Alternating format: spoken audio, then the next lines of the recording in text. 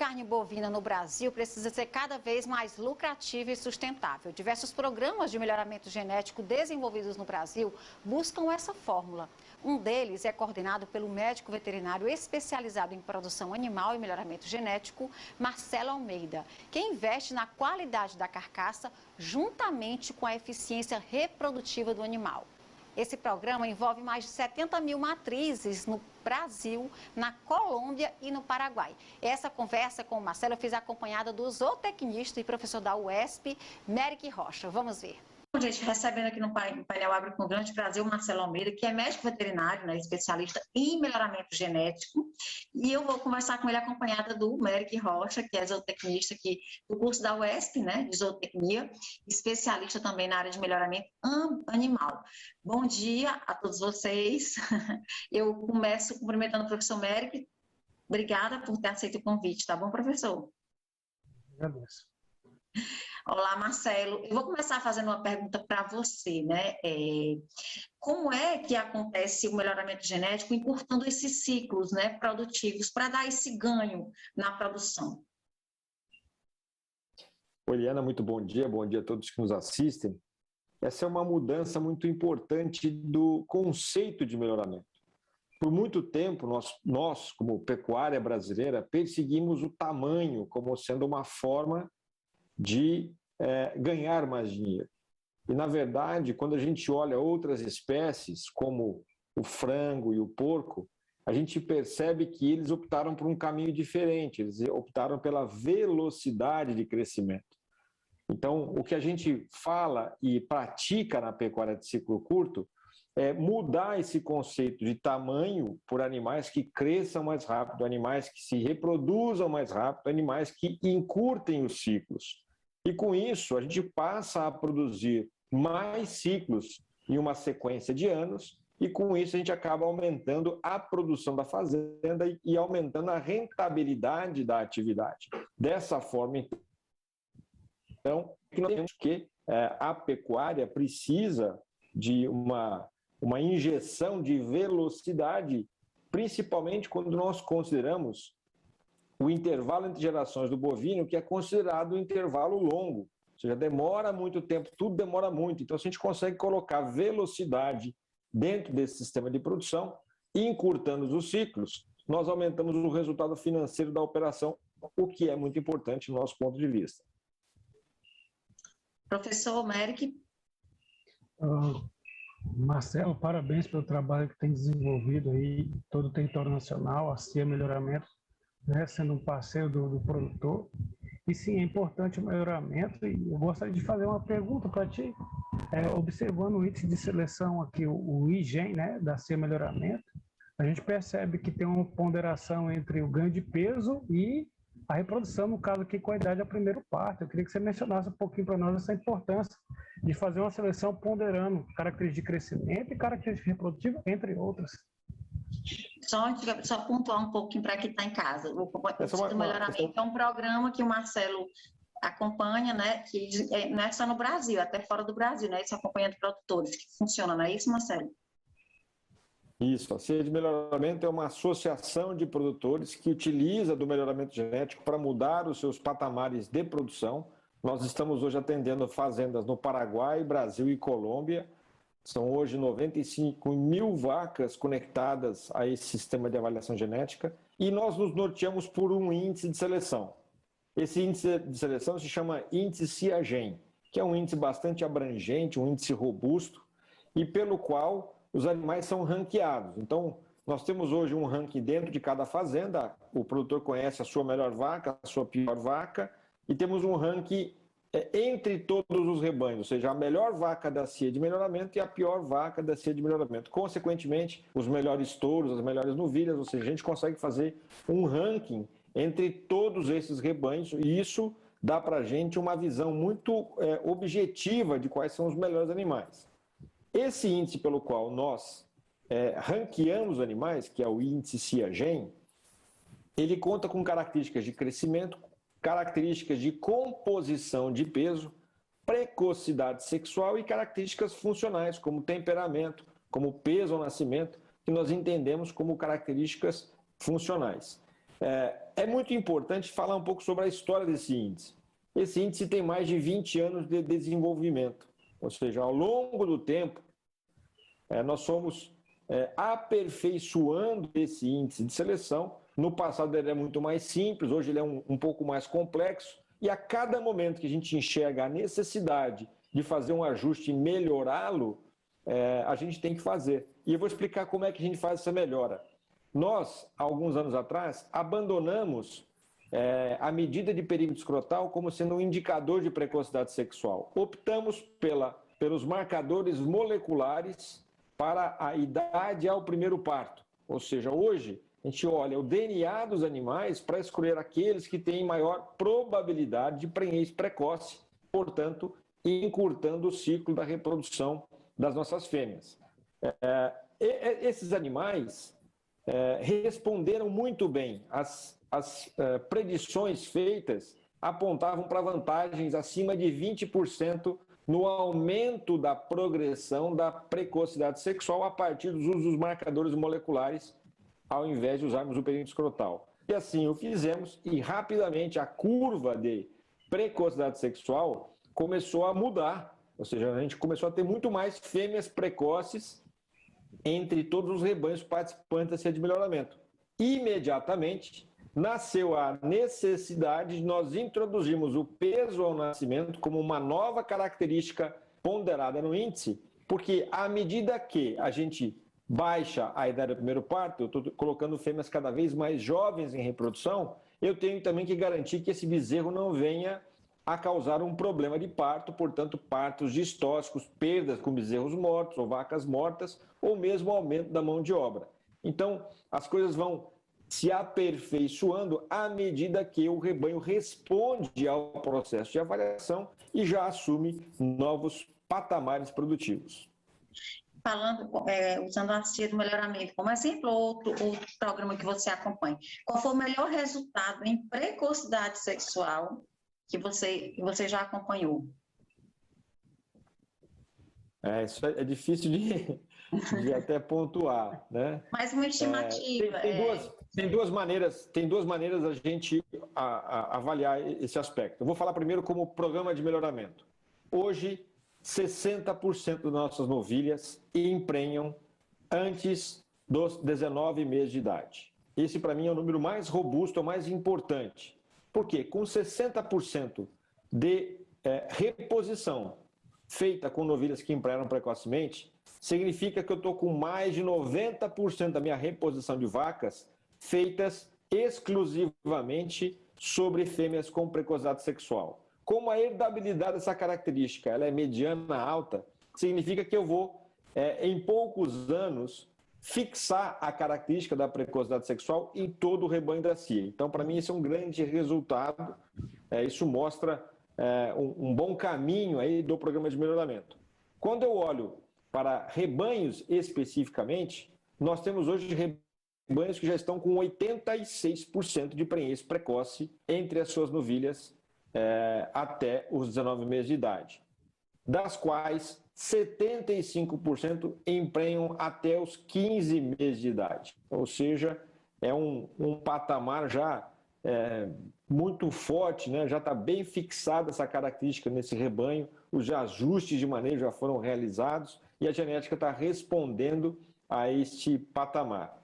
E do ponto de vista individual, nesse processo de experimentação da precocidade sexual, a gente vai buscando conhecer qual que é o limite inferior, ou seja, qual que é a idade mínima para emprenhar uma novilha.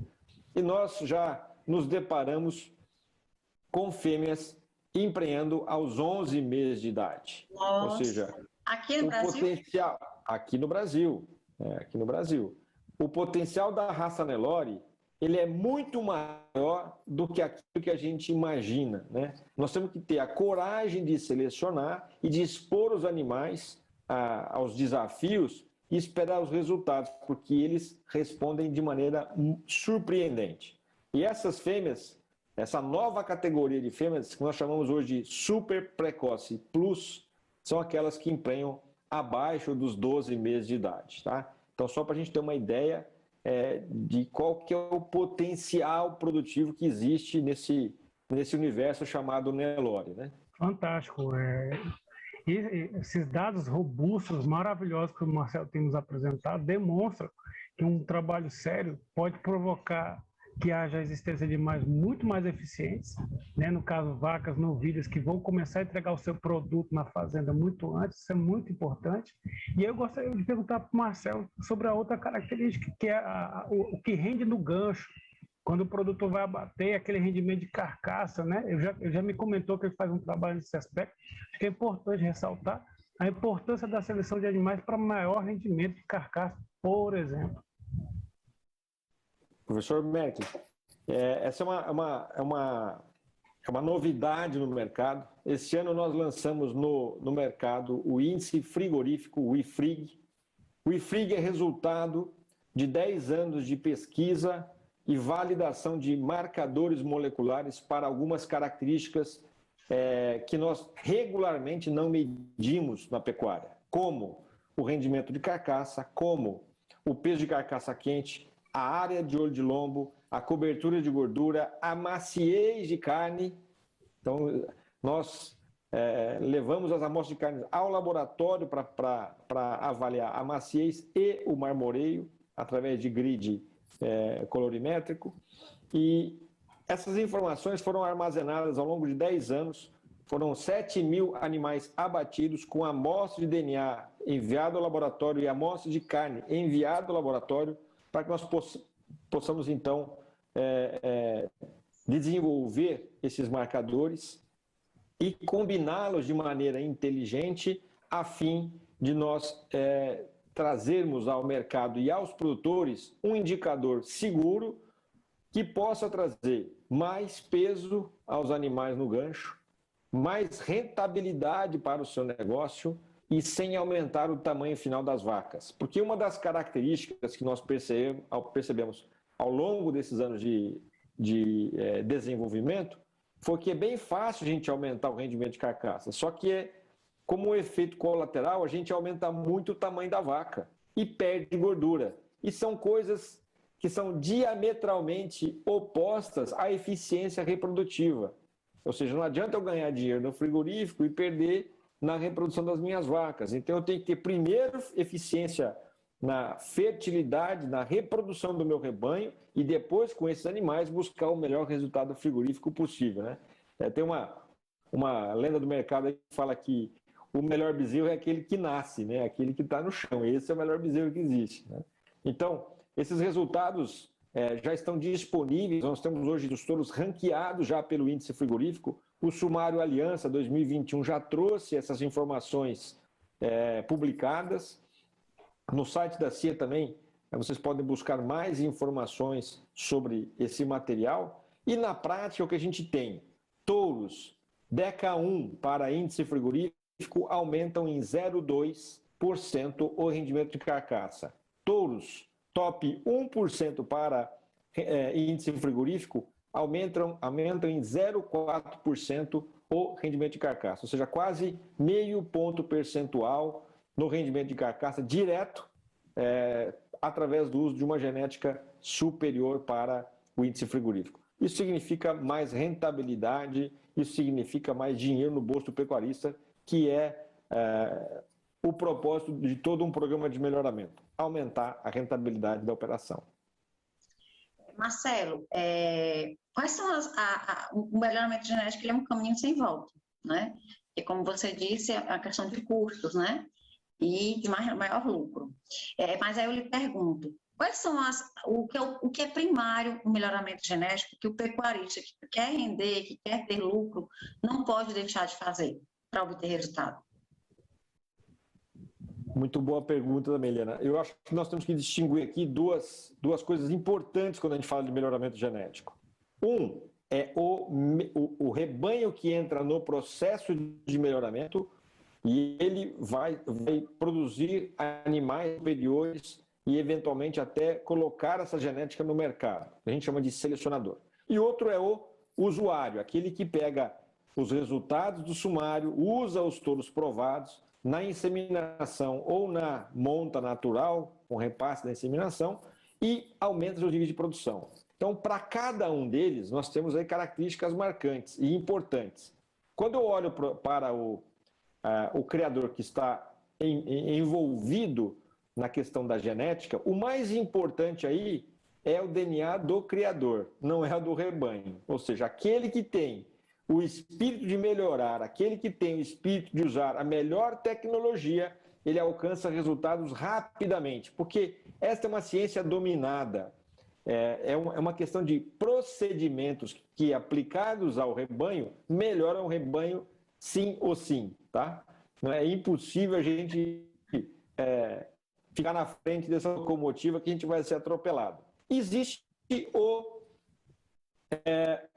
usuário, vamos chamar, comercial da genética. Esse tem que prestar um pouquinho de atenção em algumas coisas dentro da fazenda dele antes dele sair para procurar a genética. E o que são essas coisas? Ele deve olhar quais são as condições ambientais que ele possui, quais são os gargalos de eficiência que ele possui, porque normalmente os produtores vão em busca de touros provados ou de genética superior, querendo aumentar o tamanho dos animais. E isto gera mais conflito com relação à adaptação dos animais ao seu ambiente de criação.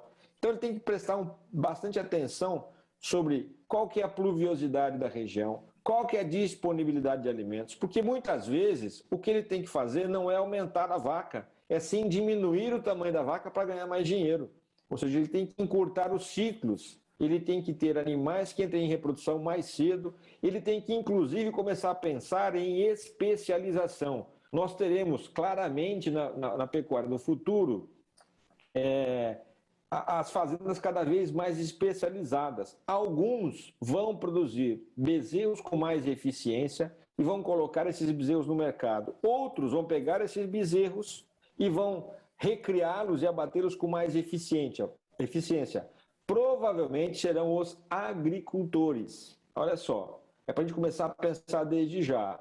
Quem faz comida com muita eficiência e baixo custo vai comprar um bezerro melhorado no mercado e vai fazer com que esse bezerro vire garrote e boi gordo o mais rápido possível.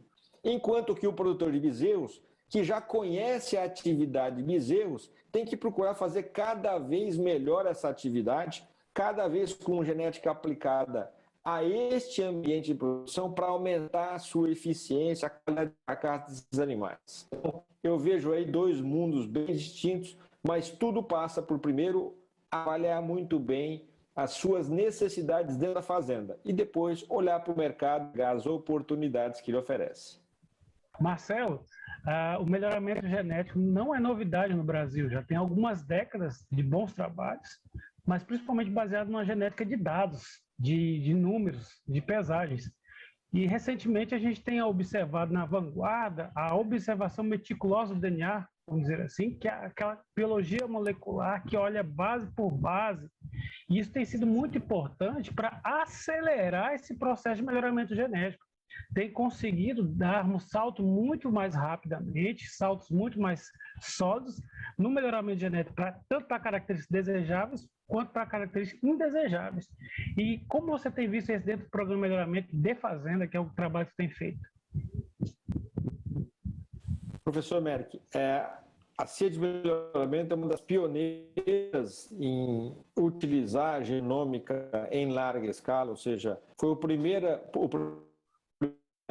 a implementar 100% de genômica nos seus touros produzidos, ou seja, garantir ao criador um nível muito maior de acurácia nas predições genéticas. Hoje, nós temos mais de 92 animais genotipados na base de dados da CIA de melhoramento.